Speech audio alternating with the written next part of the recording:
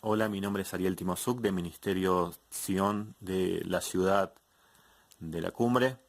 Nuestro ministerio es un ministerio en el cual creemos que toda la Biblia es inspirada por Dios y es aplicable a nuestra vida desde Génesis hasta Apocalipsis. También creemos que somos salvos por gracia, no por obras para que nadie se gloríe, porque la salvación es un don de Dios y que no hay otro nombre dado a los hombres por el cual podemos ser salvos si no es a través de Jesucristo. La ley es aplicable para los cristianos hoy en día o no. Sin querer, los cristianos estamos aplicando en realidad el 95% de la ley.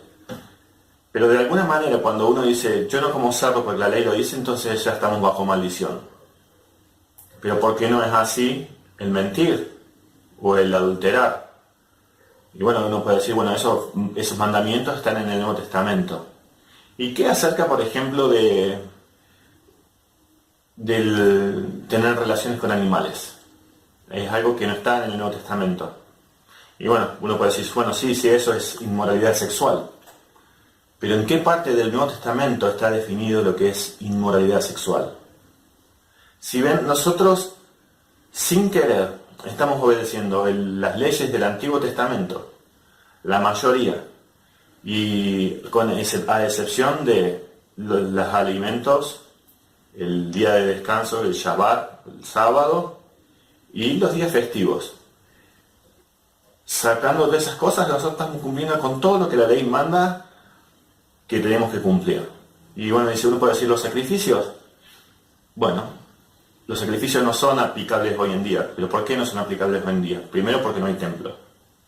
Segundo, porque no hay un sumo sacerdote. Tercero, porque todo eso era figura del Mesías que iba a venir con un sacrificio perfecto, ¿no? En la cruz del Calvario. Y sabemos eso, y muy claro lo deja el libro de Hebreos,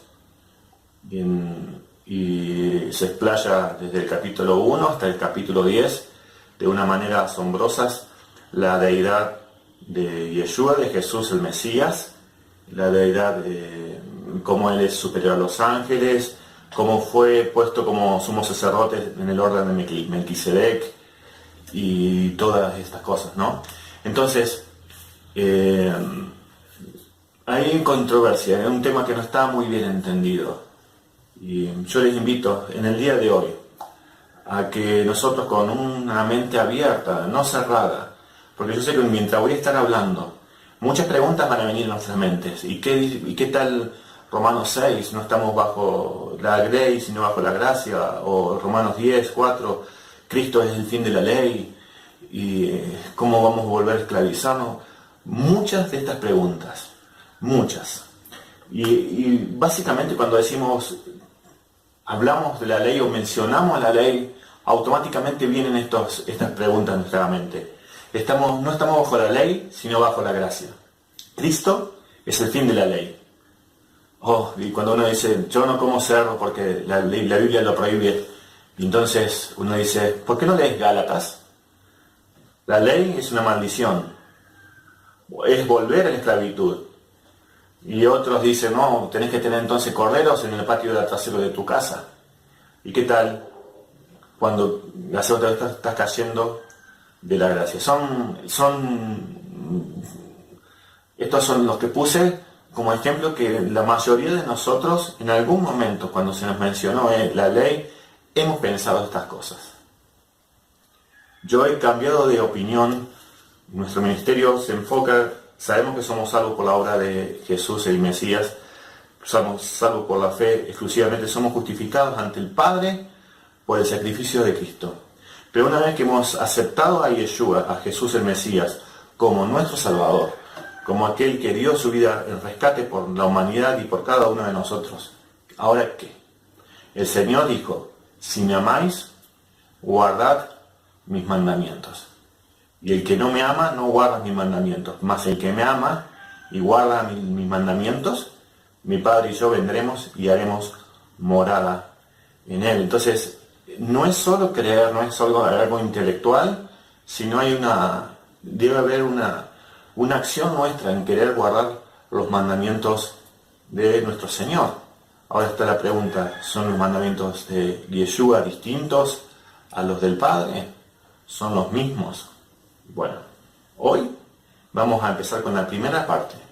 Y en esta primera parte yo les quiero mostrar a ustedes qué es lo que Dios opina de su ley. ¿Qué es lo que Dios dijo acerca de la ley primero? Y después vamos a ir moviéndonos al Nuevo Testamento y luego a los textos que hay algunos en los Evangelios y otros en los de Pablo. Porque Pablo parecía decir que realmente no estamos más bajo la ley. Pero realmente es lo que está diciendo Pablo. Entonces, no va a ser fácil, no va a ser un tema cortito. Por eso vamos a hacerlos en varias partes.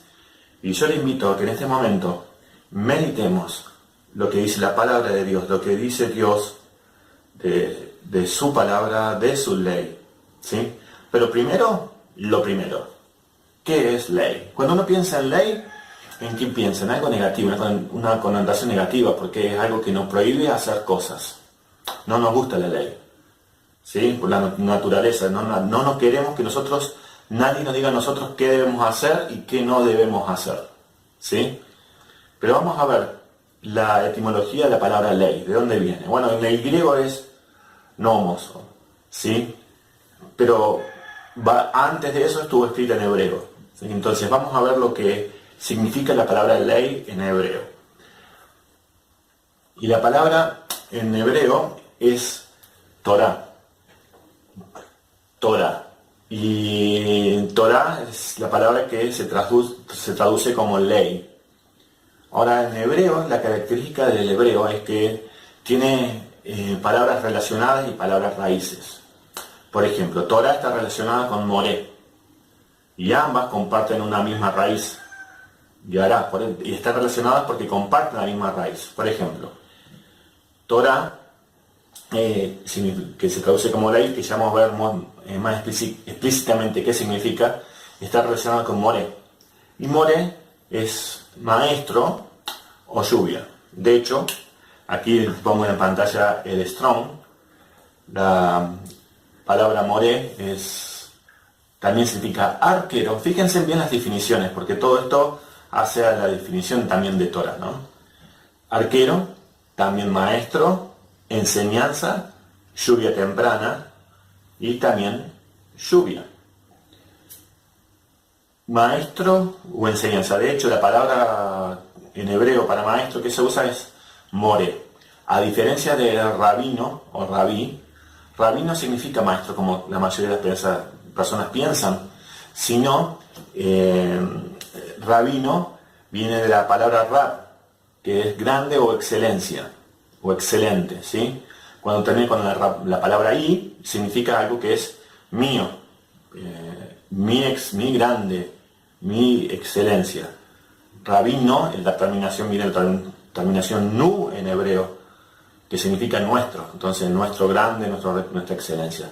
No tiene nada que ver con maestro, es un título que se le daba a una persona. De hecho, el Señor Jesús en Mateo 23 dice que a nadie debemos llamar rabí, porque solo hay uno y es Él. ¿Sí? Es una prohibición de Él de llamar a alguien rabino, a alguien grande, porque hay uno solo es grande y es Dios y Yeshua, ¿no? Jesús. Muy bien, eso con respecto a Moré. Pero también fíjese cómo significa lluvia y arquero. Ya vamos a llegar a Torah. Pero la raíz, como le mostraba de Moré, es Yará. Y Yará significa fluir como agua, colocar, lanzar. Específicamente, fíjense bien esta Moré era arquero también, ¿no? Colocar, lanzar una flecha, disparar, figurativamente, apuntar, destacar, como si señalando con el dedo, enseñar, asetear, abatir, arrojar.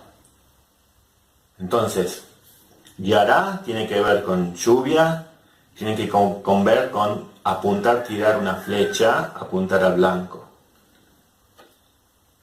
Vamos a la definición de la palabra Torah. Ya vimos cómo está relacionada con maestro, con enseñanza, con arquero. La raíz significa apuntar al blanco, significa lluvia, fluir.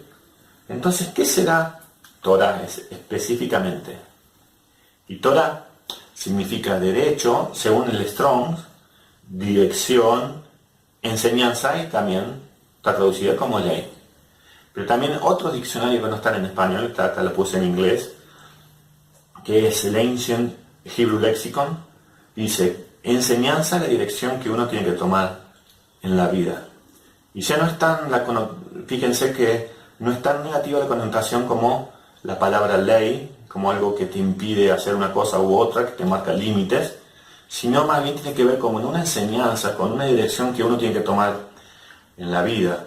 Y tiene que ver también con, como la palabra guiará lo dice, apuntar y lluvia. Y yo le quería mostrar acá un texto en Deuteronomio que dice cómo compara toda esta conjugación de significados, ¿no? Con lluvia, con enseñanza. Fíjense cómo lo pone la ley, Dios, cómo la describe. Que caiga mi enseñanza como lluvia y descienda mi palabra como rocío, como aguacero sobre el pasto nuevo, como lluvia abundante sobre las plantas tiernas. Qué hermoso cómo define Dios su ley, su enseñanza, como lluvia que cae, que riega, ¿sí? Pero no solo eso, sino también que significaba, como vimos, apuntar al blanco y tirar una flecha. ¿Cómo definimos hoy en día en la cristiandad, cuando uno le pregunta a alguien qué es pecado? Bueno, básicamente los chicos nos dicen en la escuela dominical, ¿qué dicen? Bueno, es hacer las cosas que a Dios no le gusta. Ya alguien que tiene más tiempo en los caminos de Dios dice, es errar al blanco. ¿Y Torah qué era? ¿Cuál es la raíz? Apuntar al blanco, tirar una flecha. Entonces está contrastado pecado con Torah. De hecho, en 1 Juan 3:4 nosotros encontramos que todo aquel que comete pecado infringe también la ley, pues pecado es infracción de la ley.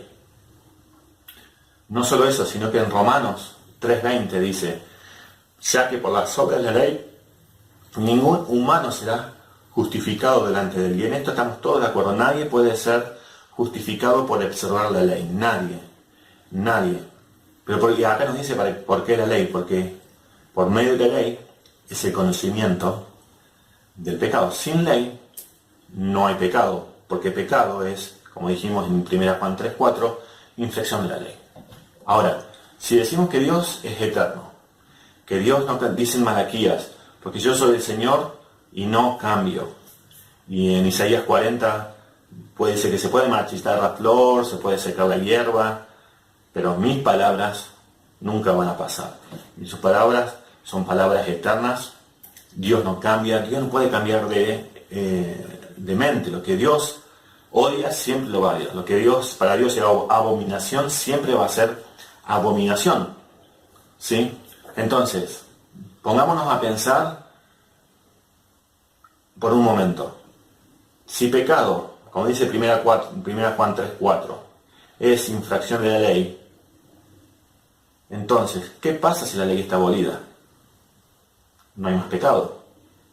Y si no hay pecado, ¿para qué la gente necesita un Salvador? ¿De qué la gente se tiene que arrepentir si está abolido? Y más lejos aún, ¿puede ser que Dios cambie de opinión de lo que es pecado y lo que no es pecado? ¿No es lógico que lo que fue pecado desde el jardín del Edén sea pecado hasta hoy día y hasta el final de los tiempos? Lo que haya sido pecado cuando Dios dio la ley a través de Moisés sea pecado hoy mismo. ¿Puede algo que era pecado dejar de ser pecado? No. Sabemos que no. Y si pecado es infracción de la ley, entonces la ley, como dice en Romanos 3:20, nos va a decir qué es pecado y qué no es pecado. Qué está bien y qué no está mal. Ya sé que se te está viniendo a la mente, pero no estamos bajo la ley, sino bajo la gracia. Pero, ¿saben específicamente qué significa estar bajo la ley y bajo la gracia? un pequeño adelanto, porque eso lo vamos a ver más adelante. Estar bajo la ley significa estar bajo la penalidad de la ley. La ley a mí me condenaba por mis pecados, por haberla quebrantado me condenaba. Como dice Pablo, la ley, cuando vino el pecado, me mató. La ley me mata. ¿Pero por qué? Porque la ley sea mala, dice en Romanos 7, no. Al contrario, porque por medio de la ley yo tengo el conocimiento del pecado, y el pecado tomando ventaja de mí me mató por medio de la ley. Pero al estar bajo la gracia, lo que significa es que la ley ya no me va a condenar a mí. No significa que la ley no exista más, sino que cuando estoy en el Mesías, cuando yo acepto su obra redentora, la ley ya no me condena. Si yo quebranto la ley, no me condena. Pero Pablo hace la pregunta un poquito, ¿qué pues? ¿Pecaremos? Porque después de Romanos 6, ¿no es cierto? 4 dice, ¿qué pues? ¿Pecaremos porque no estamos bajo la ley sino bajo la gracia? De ninguna manera. Pablo le pregunta y responde, no. ¿Pecaremos? ¿Que levantaremos la ley porque no estamos bajo la ley sino bajo la gracia? De ninguna manera. De ninguna manera. Entonces, tenemos que ver bien todo esto y ponémonos a pensar. Ya acá tenemos que tener una bandera roja, algo que se está levantando. Acá la primera contradicción en la escritura que estamos viendo al decir que la ley está abolida, está en esto. Si el pecado es infracción de la ley, ¿cómo algo va a cambiar y va a dejar de ser pecado? Miren, Salmo 110, 10. El principio de la sabiduría es el temor de Jehová. Buen entendimiento tienen todos los que practican sus mandamientos. Su loor permanece para siempre. ¿Qué tal Salmo 119, 66? Enséñame buen sentido y sabiduría, porque tus mandamientos he creído. Malaquías 2:7. Porque los labios del sacerdote han de guardar la sabiduría, y de su boca el pueblo buscará la ley, porque mensajero es de Jehová de los ejércitos. Y el Salmo 19:7 dice, la ley de Jehová es perfecta, restaura el alma. El testimonio de Jehová es fiel, que hace sabio al sencillo. Ahora, ¿puede algo que daba sabiduría dejar de ser efectivo? Miren lo que dice el Salmo 19:7. La ley de Jehová es perfecta. ¿Puede algo que es perfecto cambiarse, puede ser abolido porque tenía algún defecto? Muchos cristianos piensan que Dios tuvo que abolir la ley porque tenía errores, pero la ley dice es perfecta. Y no está hablando, sí podemos decir que toda la palabra de Dios es perfecta. Es cierto, pero específicamente el Salmo 19:7 está diciendo que la ley de Jehová es perfecta. Restaura el alma en que el testimonio, la ley, porque está hablando de la ley, de Jehová es fiel y que hace sabio al sencillo. Entonces, si tenemos la idea de que la ley está abolida, esto ya no es cierto. Yo no puedo leer el Salmo 19:7. Me acuerdo una vez, estábamos hablando con una persona y me contestó, bueno, porque David no sabía que estaba por venir algo mejor.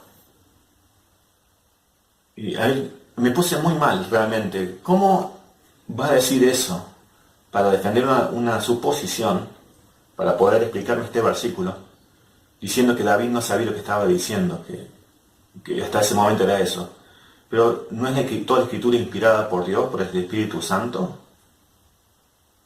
¿Está diciendo que el Espíritu Santo no sabía lo que estaba diciendo en ese momento? Entonces, a ver, pongámonos serios. Acá tenemos que tener, con todo esto, otra bandera roja que se está levantando. Miren lo que dice de la ley acerca de la justicia. El Salmo 119, 172. Hablará mi lengua tus dichos, porque todos tus mandamientos son justicia. ¡Epa! Oh, si hubieras atendido a mis mandamientos, fuera entonces tu paz como un río y tu justicia como las ondas del mar. ¿Qué tal, Y miren este texto que ya está, nos vamos al Nuevo Testamento, y miren lo que dice. 2 Tito 3:16. Toda la escritura es inspirada por Dios y es útil para enseñar, para redarguir, para corregir, para instruir en justicia, a fin de que el hombre de Dios sea perfecto, enteramente preparado para toda buena obra. Mira lo que está diciendo.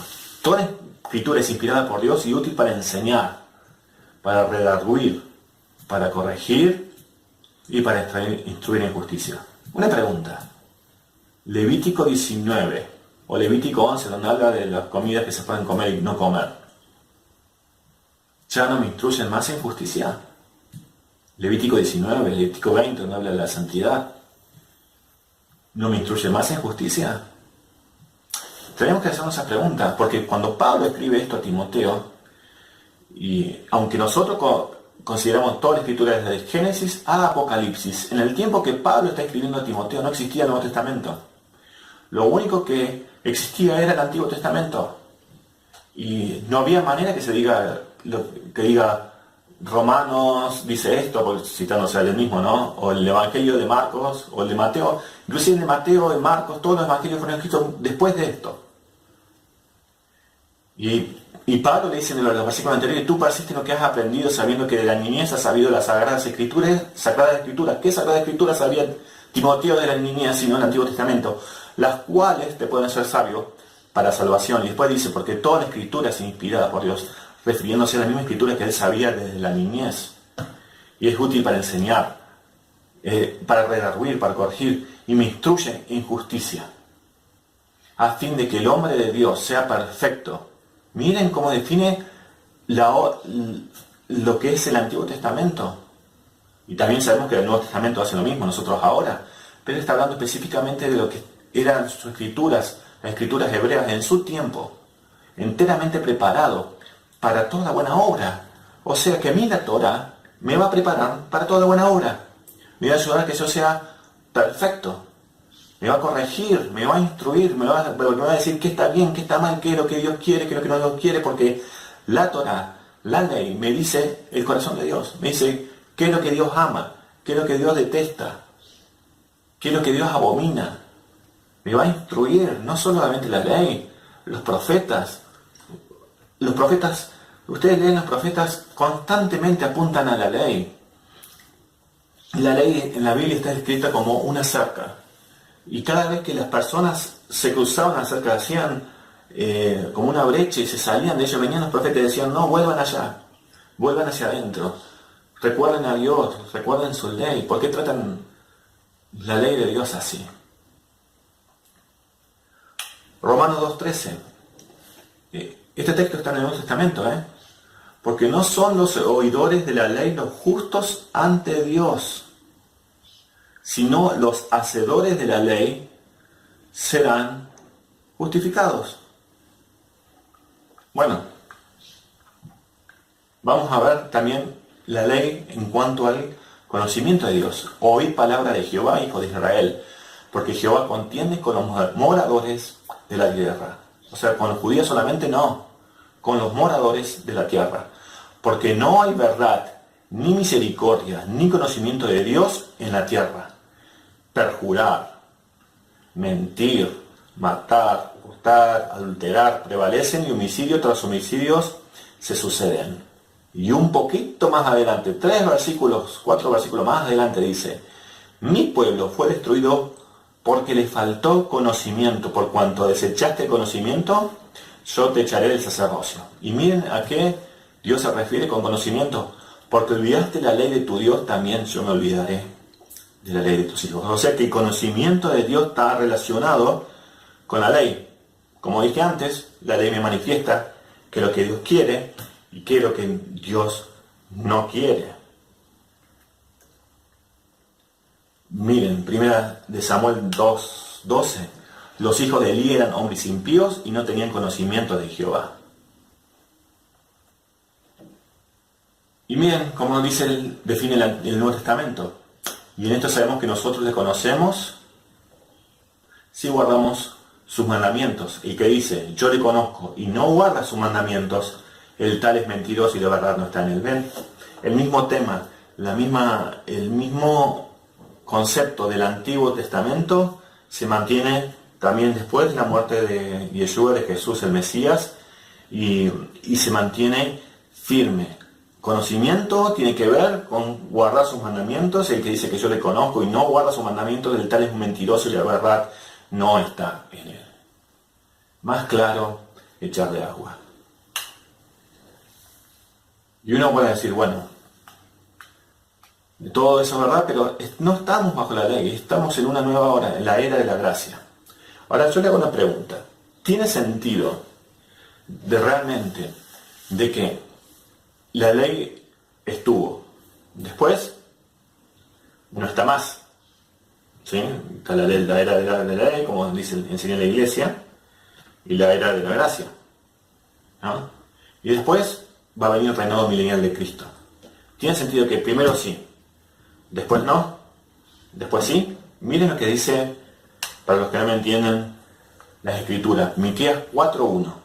En lo último de los tiempos, en lo prostero de los tiempos, el monte de la casa de Jehová será establecido como cabeza de los montes y exaltado sobre todos los collados, y a él correrán los pueblos, y muchas naciones irán allí y dirán, venid, subamos al monte de Jehová, a la casa del Dios de Jacob.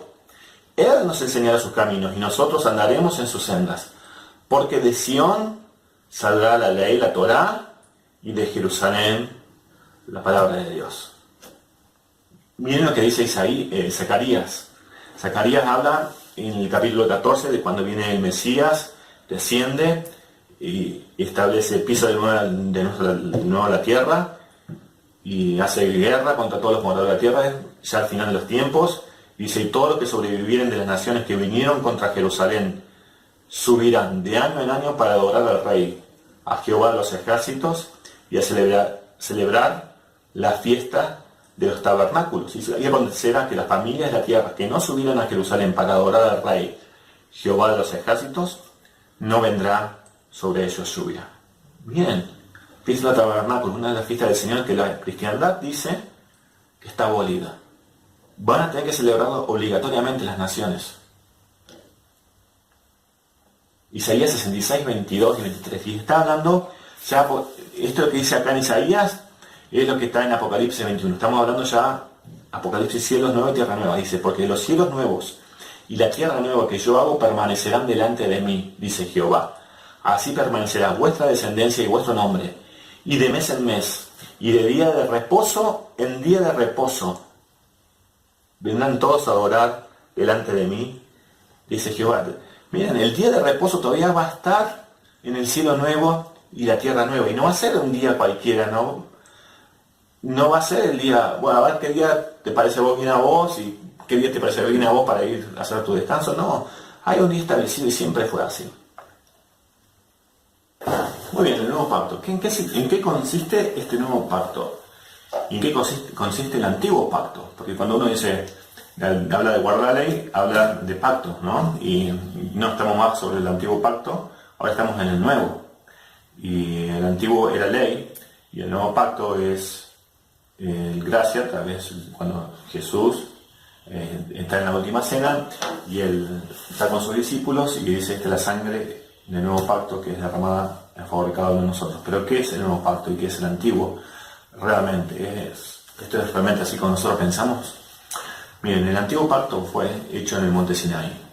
Y el pacto, ellos aceptaron el pacto antes de que Dios inclusive le dé las leyes. Porque ustedes lean, las leyes vienen, los 10 mandamientos empiezan a dar en el capítulo 20. Pero en el capítulo 19, Dios los lleva y le dice a Moisés, ve y dile al pueblo, ustedes serán mi especial tesoro sobre todas las naciones de la tierra.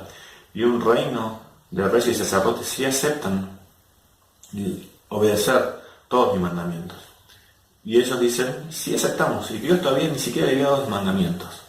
Los mandamientos vinieron 3 días después, y eso lo podemos leer en el capítulo 20. ¿Sí?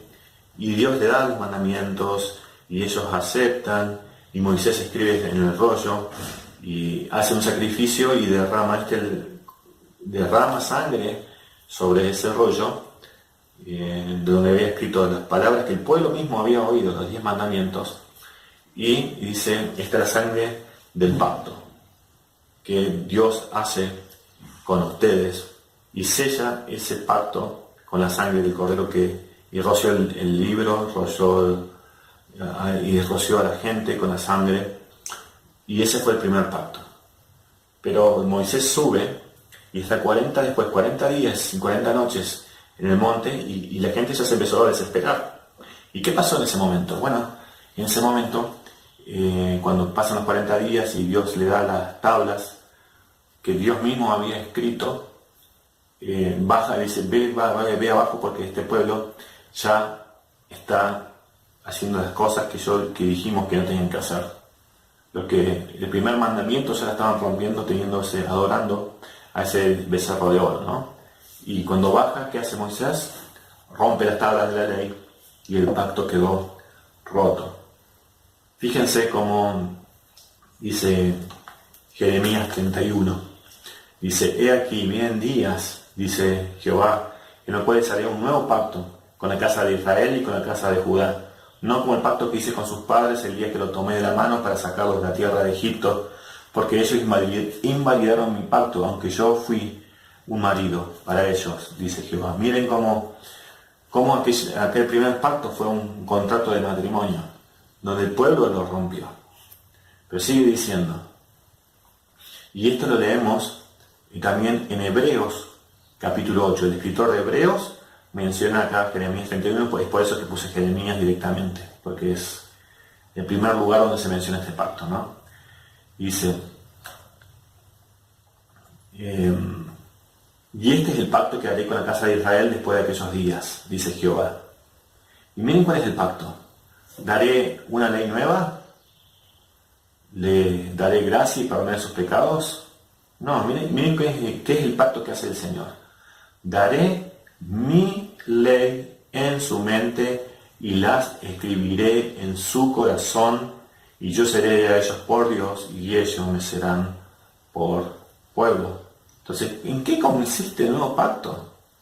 El pacto consiste no en que Dios va a anular la ley, que va a sacar la ley, sino que Él va, en vez de en tablas de piedra, lo va a poner en su corazón, le escribiré en su corazón. Y sigue diciendo, y no enseñará más ninguno a su prójimo, ni ninguno a su hermano diciendo, conoce a Jehová, porque todos me conocerán, desde el más pequeño de ellos hasta el más grande, dice Jehová, porque perdonaré la maldad de ellos y no me acordaré más de sus pecados. Este es el nuevo pacto. El nuevo pacto que Jesús selló cuando Él dijo, esta es la sangre del nuevo pacto que es derramada por cada uno de ustedes. Así como Moisés derramó sangre y selló y dijo esas palabras, el mismo Señor Jesús está diciendo las mismas palabras porque Él con su sangre está por sellar este nuevo pacto que estaba por hacer. Ezequiel dice lo mismo. Miren, y esparciré, este texto lo sabemos todos. Y siempre leemos la primera parte. Y esparciré sobre vosotros agua limpia, y seréis limpiados de todas vuestras inmundicias, de todos vuestros ídolos los limpiaré. Y os daré un corazón nuevo, y pondré un espíritu nuevo delante de vosotros, y quitaré vuestra carne del corazón de piedra, y os daré un corazón de carne. Y pondré dentro de vosotros mi espíritu, y haré que andéis en mis mandamientos, y guardéis mis derechos, y lo pongáis por obra. Lamentablemente nos quedamos siempre, cuando leemos en el versículo 26, que va a quitar nuestro corazón de piedra y dará un corazón de carne. Pero el versículo que sigue dice que Él va a poner su espíritu en nosotros y haré que andemos en sus mandamientos y guardemos sus derechos y lo pongamos por obra. Lo mismo que dice Jeremías. No es que nos da el espíritu para que nosotros andemos en libertad y decidamos qué hacer y qué no hacer. Él pone en su espíritu para que nosotros andemos en sus mandamientos y guardemos sus derechos. Miren lo que dice Mateo 5. No penséis que vine a abrogar la ley o los profetas. No vine a abrogar, sino a dar cumplimiento. Porque de cierto os digo, hasta que pase el cielo y la tierra, de ningún modo pasará una jota, ni un trazo de la ley, hasta que todo se haya cumplido. Y yo que sepa, todavía tenemos el mismo cielo, la misma tierra. Y entonces, según las palabras de Jesús, ni un trazo de la ley ha sido abolido. Versículo 19. Por tanto, cualquiera que suprima uno solo de estos mandamientos más pequeños y así enseña a los hombres, muy pequeño será llamado en el reino de los cielos. Pero cualquiera que los practique y enseñe, este será llamado grande en el reino de los cielos. ¿Son las palabras de Jesús aplicables para hoy? ¿Ustedes qué piensan? ¿Sí o no? ¿Son válidas estas palabras que dicen que cualquiera que suprima uno solo de estos mandamientos más pequeños y así enseña a los hombres, muy pequeños será el reino de los cielos? Escuchen, si nosotros estamos sacando cualquiera de los mandamientos de la ley, vamos a ser llamados pequeños en el reino de los cielos. Si estamos diciendo, esto sí lo tenemos que hacer y esto no, como estamos haciendo realmente en la cristiandad. Decimos, estos mandamientos sí, estos no. Caen las palabras de Jesús para nosotros. Cualquiera que suprima va a ser pequeño.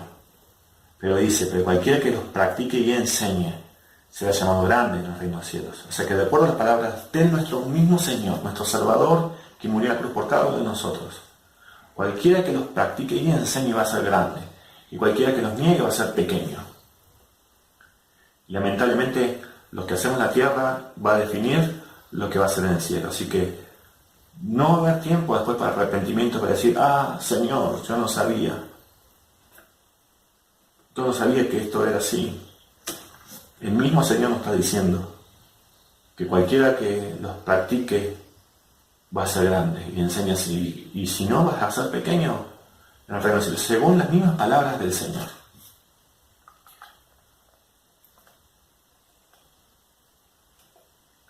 Pero el Señor se la cumplió por mí. Fíjense lo que dice el versículo 17. Porque si no, que vine a dar cumplimiento. Yo le dice, esta es una oración que creo que la Reina dice, sino a cumplirlos. ¿No? Y dice, ven, Jesús lo cumplió por mí. Pero fíjense lo que significa la palabra cumplir en este texto. Porque dice, bueno, cumplir ya la cumplió y no tengo que hacer más nada, porque Él lo hizo por mí. Si realmente significa eso o significa otra cosa. Miren lo que dice.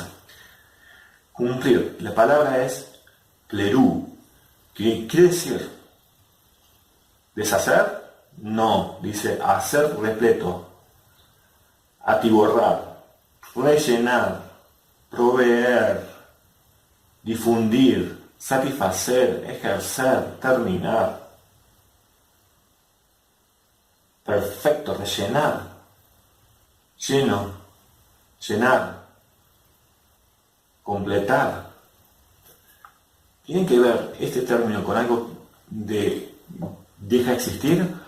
¿O más bien tiene que ver algo con darle, llenar hasta, completarle, darle el máximo cumplimiento, el máximo significado?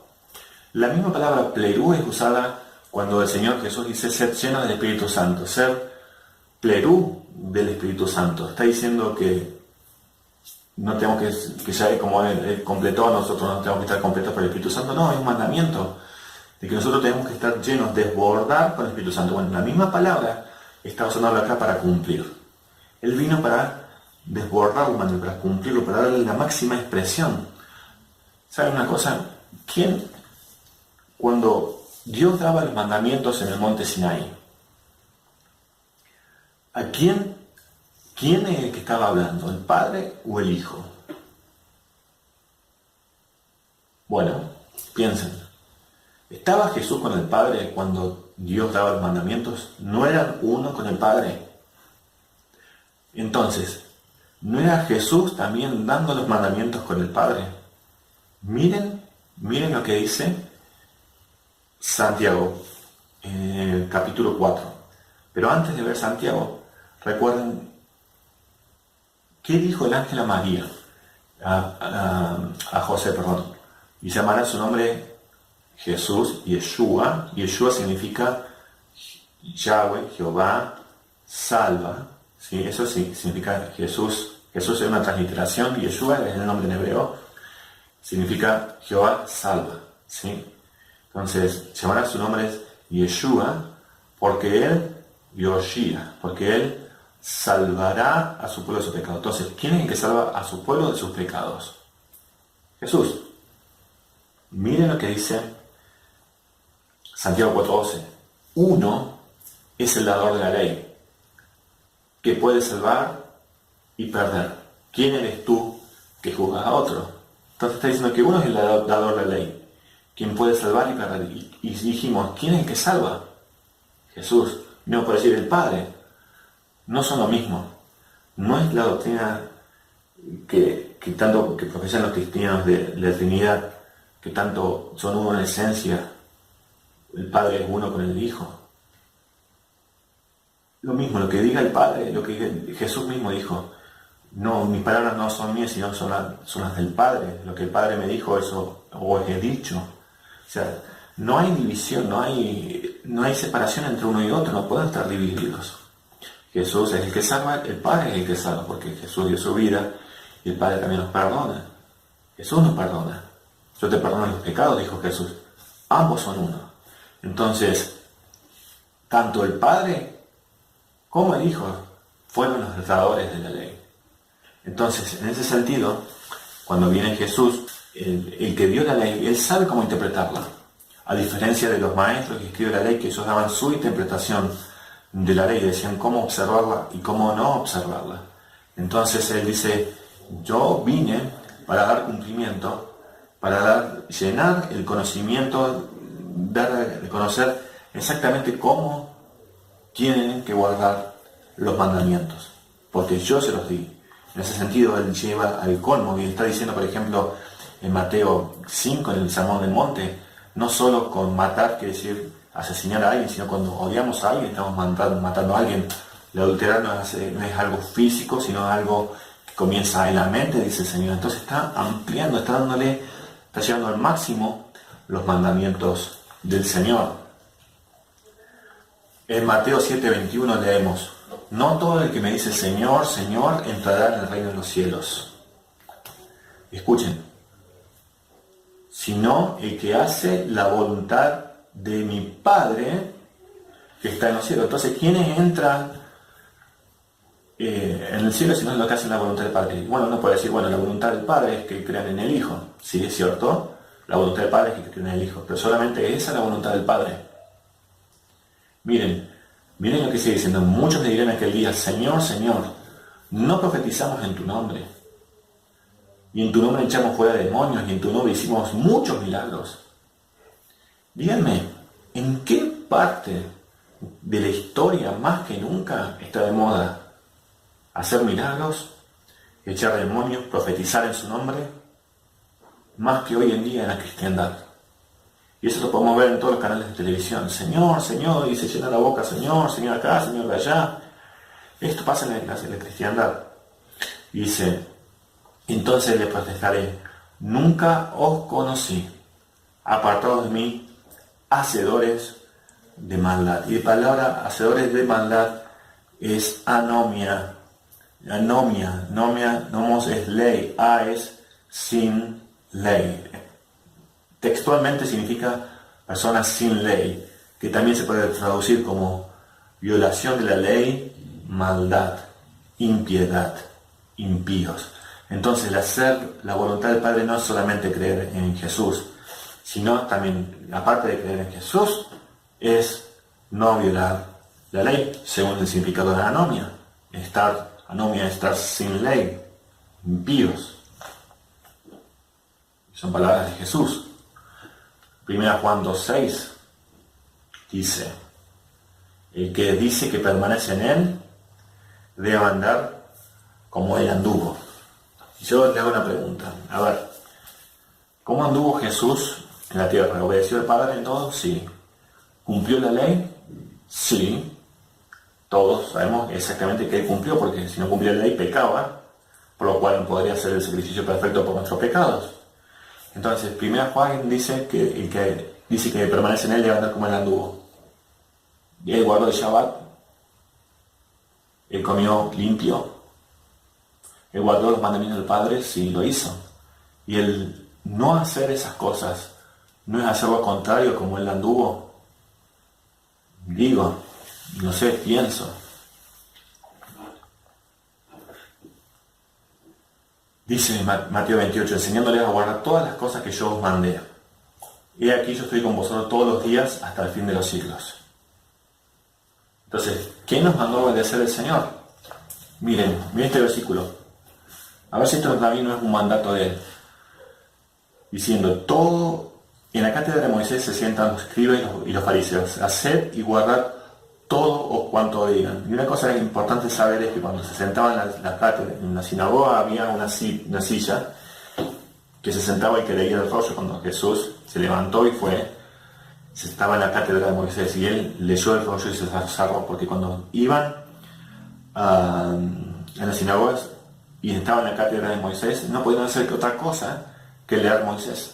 No podían agregarle ningún mandamiento de hombre, ninguna doctrina de hombre. Después, cuando cerraban el rollo y se levantaban, discutían cómo guardarlo, cómo no, qué quiere decir esto, qué nada quiere decir esto. Pero en el momento que estaban en la cátedra, debían leer Moisés específicamente. Y está diciendo, haced igual todo cuanto digan, pero no hagáis conforme a sus obras, porque dicen y no hacen. ¿Es un mandamiento de Dios hacer lo que dice Moisés? ¿De Jesús? Ustedes digan, ¿no debemos enseñar a obedecer todo lo que nos dijo que hagamos? ¿Esto no está? Mateo 5:17 no está en los mandamientos, en las palabras del Señor que tenemos que mandar a obedecer a los otros. Piensen un poco. Entonces decir livianamente que la ley está abolida, tenemos que, con todo esto que venimos viendo hasta ahora, tener que levantar una banderita roja acá, de peligro acá. No es tan fácil, no podemos decir tan fácil y tan livianamente la ley está abolida. ¿Cómo vamos a hacer para ver lo que dice Pablo y todo esto que venimos viendo ahora? ¿Cómo ambos pueden convivir? Bueno, según la teología cristiana no pueden convivir. Hay negación. Y acá puse la pregunta, ¿son los mandamientos de Jesús diferentes a los del Padre? Bueno, ya estuvimos hablando un poco de eso, que el mismo Jesús estaba con el Padre dando la ley, pero miramos las palabras de él.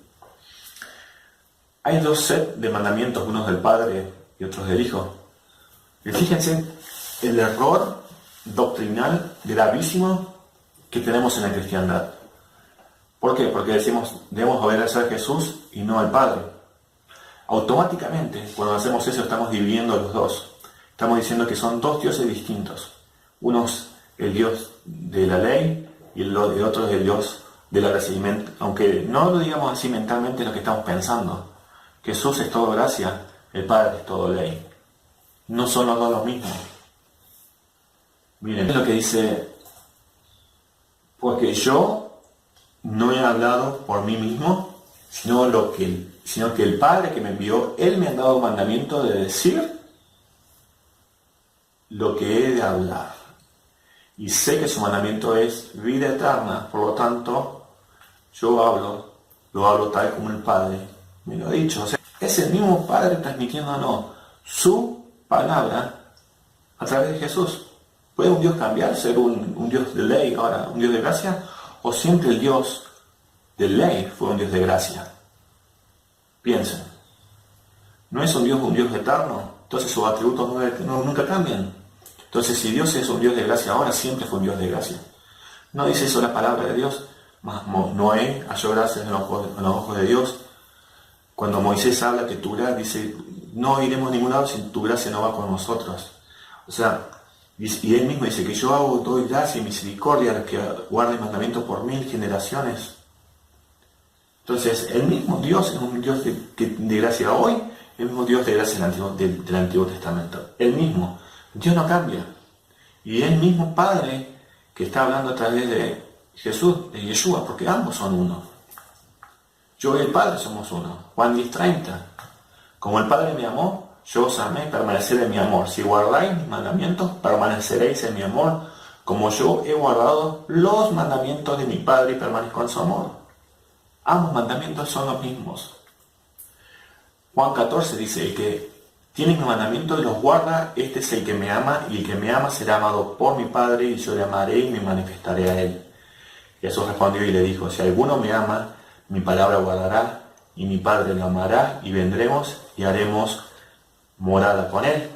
El que no me ama, no guarda mis palabras. Y miren lo que dice Jesús acá, y mi palabra no es mía, sino del Padre que me envió. O sea que los mandamientos de Jesús son los mandamientos del Padre. Y no hay vuelta de hoja, porque Jesús mismo lo está diciendo. Yo sé que al ver todo esto, se nos viene a la mente las palabras de Pablo, que ya mencionamos al principio. Ya las vamos a ver. Esperen, ya vamos a llegar a ellas. Pablo y la Torá. Miren, Pablo y la ley. ¿Qué relación tenía Pablo con la ley? Conocemos que, según nuestra teología, la teología cristiana, que Pablo fue en contra de la ley. Si esto es así, Pablo debía actuar de acuerdo a lo que Pablo predicaba, ¿o no? No puede ser que Pablo diga, hagan una cosa y yo hago otra. O sea, Pablo era coherente o era un hipócrita cuando hablaba, ¿no es cierto? ¿Estamos de acuerdo? Entonces, fíjense lo que dice Hechos 28, 23. ¿Cómo se relacionaba Pablo de acuerdo a la Torá? Y dice, les fijó un día y vinieron muchos a donde él posaba, y desde muy temprano hasta la tarde, testificando fielmente, les explicaba el reino de Dios y les persuadía acerca de Jesús, aposándose tanto en la ley de Moisés como en los profetas. Miren lo que dice Hechos 24, 14. Y esto es el testimonio mismo de Pablo, son palabras de Pablo. Pero esto confieso, y esto ya es el final, cuando estaba pelando, cuando estaba ante Agripa, y ya de ahí fue a Roma, y donde termina el libro de Hechos. Pero esto te confieso, que según el camino que ellos llaman secta, así sirvo al Dios de mis antepasados, creyendo todo lo que es conforme a la ley y lo que está escrito en los profetas. Y esto es Pablo. Pablo, al final, esto es después de Gálatas, después de Colosenses, después de Romanos. Miren, ¿cómo puede ser que no hagamos caso a lo que está diciendo Pablo? Miren lo que dice Hechos, capítulo 20. Se armó un alboroto cuando vino Pablo a Jerusalén. Pablo sabía que venía a Jerusalén y iba a ser arrestado. Y va ante el concilio, hasta los principales de la iglesia, y dice, y ellos al oírlo glorificaron a Dios. Luego le dijeron, ya ves, hermano, cuántos miserios hay entre los judíos que han creído, pero todos son celosos, observantes de la ley.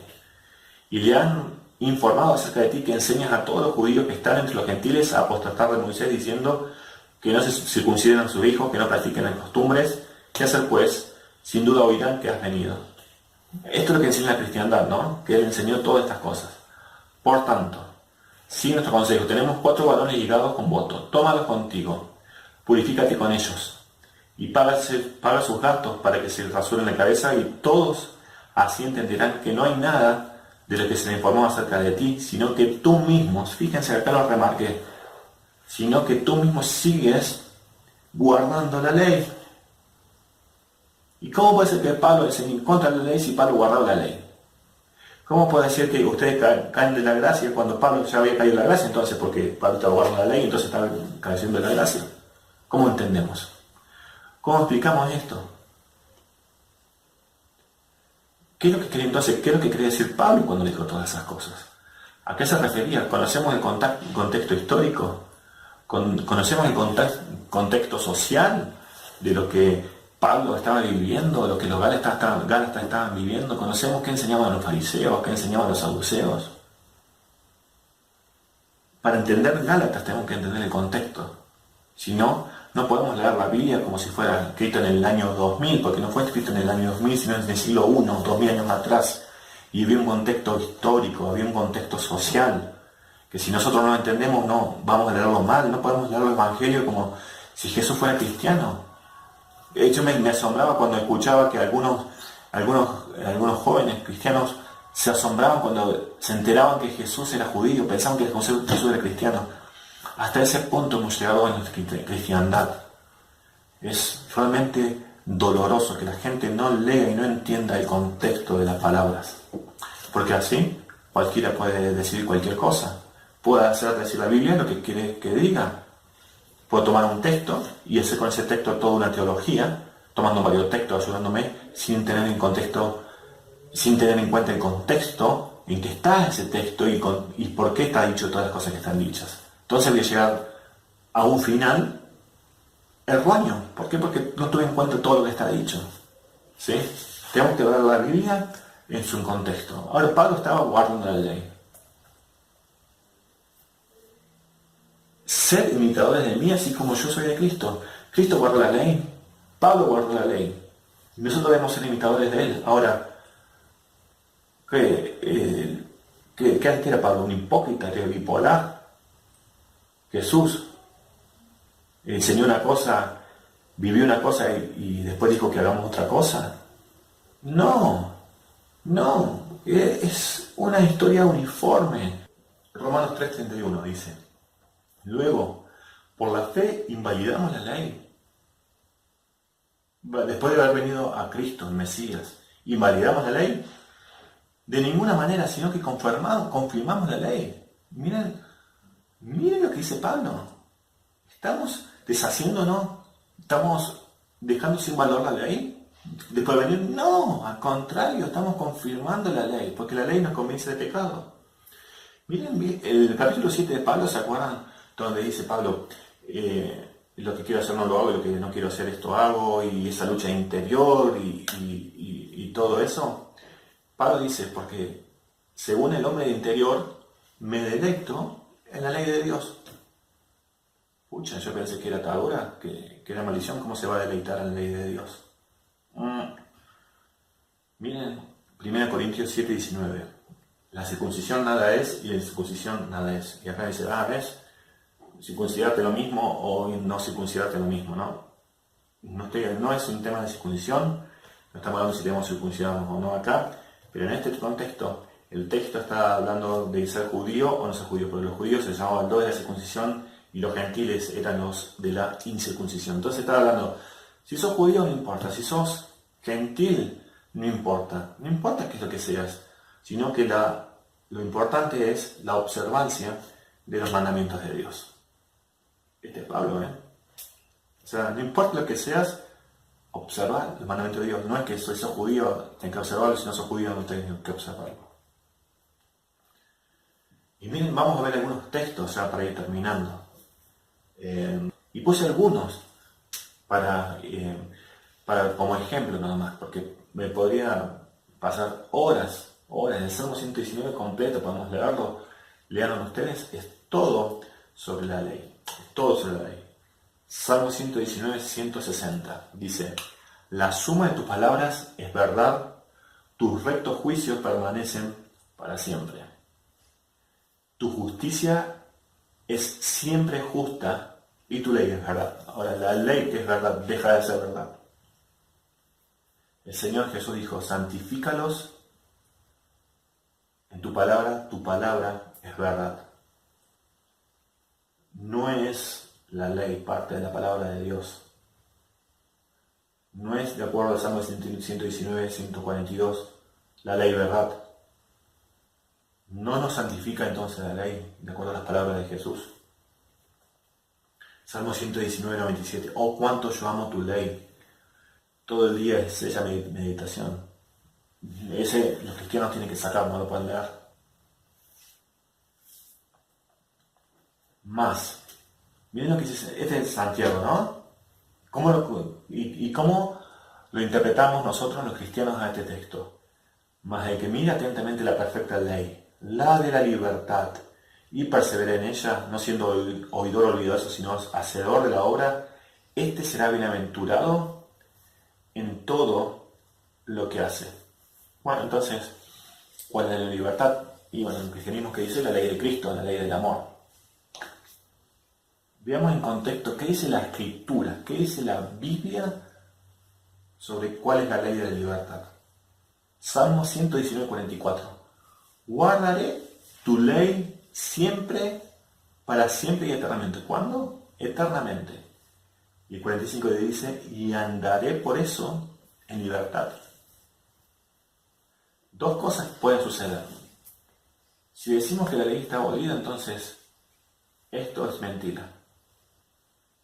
Y segundo, lo que dice andar en libertad, ya es andar en esclavitud. Y automáticamente estamos cambiando la palabra de Dios, estamos cambiando su significado, no podemos cambiar el significado de la palabra de Dios. Si Dios dijo, y las palabras de Dios son eternas, que guardar su ley es andar en libertad, entonces siempre van a andar en libertad, si no vamos a estar cambiando el significado de la Escritura.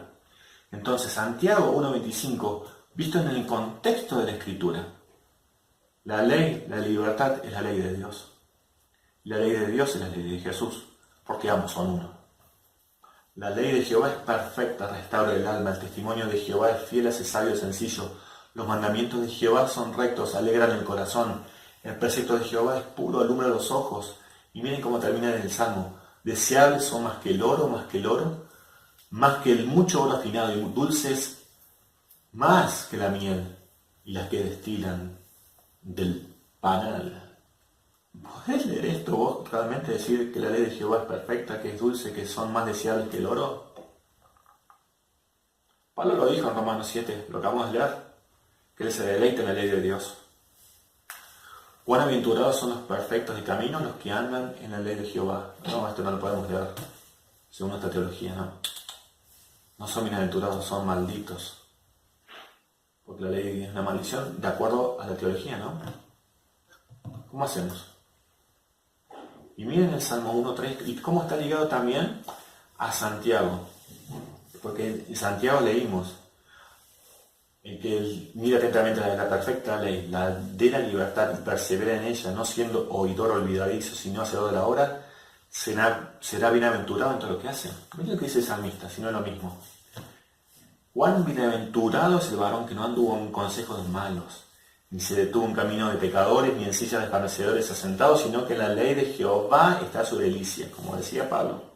Y en su ley medita de día y de noche. Será como árbol plantado junto a corrientes de agua, que da su fruto a su tiempo y su hoja no se marchita, y todo lo que hace prosperará.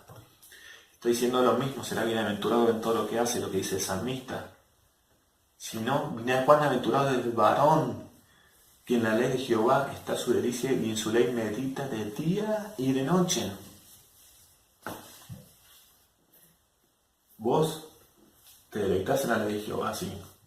Meditas en ella de día y de noche. O para vos es esclavitud. Para vos es caer de la gracia. Si es así, este texto no lo puedes leer. Lamentablemente no lo puedes leer como verdad. Puedes leerlo como historia, pero no es verdad. Y ya no va a ser como lo dijo Pablo en 2 Timoteo 3, que toda la ley, toda la palabra de Dios es inspirada por él y útil para enseñar, para corregir, para redarguir, para instruir en justicia, a fin de que el hombre de Dios sea maduro, preparado para toda buena obra. Lamentablemente esto no lo puedes tomar como eso. Miren lo que dice acá. Les escribí la grandeza de mi ley y la fueron tenidos por cosas extrañas. Como el Señor dice que su ley es grande, le escribió las grandezas y fueron tenidas por cosas. Y lamentablemente para el cristianismo es algo extraño para ellos. La tiene como si nada. Miren que dice Proverbios. Y Proverbios también tiene que ser algo que podamos aplicar a nuestra vida. Y tiene que ser real. Miren lo que dice. El que aparta su oído para no oír la ley, su oración también es abominable. Upa. Tu oración es abominable si apartas tu oído para no oír la ley. Bueno, tengo buenas noticias. Vos cumplís con la ley. En su mayoría. En lo que vos has sido revelado y vos te gozás en lo que fue tu revelación hasta ahora, y lo que vos obedecés de Dios o de Cristo, que pensás que es eso, y sos fiel a eso, sos bienaventurado.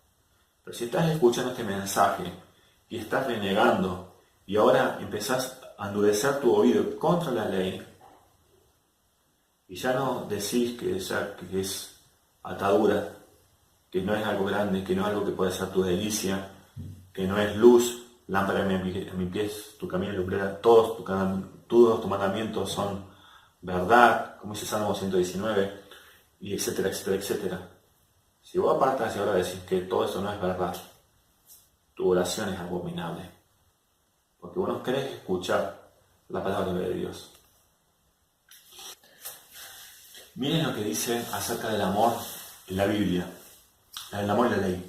Y hago misericordia y millares los que me aman y guardan mis mandamientos. Conoce pues a Jehová. Conoce pues que Jehová tu Dios es Dios, Dios fiel que guarda pacto y la misericordia de los que le aman y guardan sus mandamientos hasta 1000 generaciones.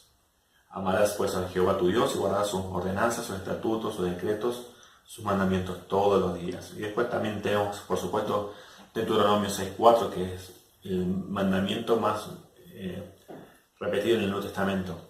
Amarás al Señor tu Dios con todo tu corazón, con todas tus fuerzas, con toda tu alma.